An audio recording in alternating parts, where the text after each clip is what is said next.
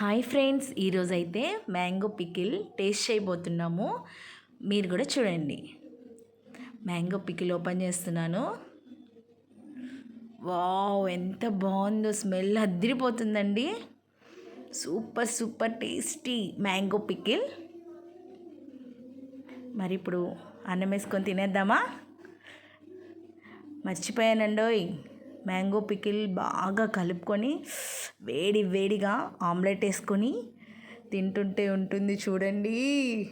Wow, అమృతంలాగా ఉంటుందండి. ఇంకేం అవసరం లేదు. చూడండి ఎంత బాగా కలుపుతున్నానో. మ్యాంగో పికిల్ వేసి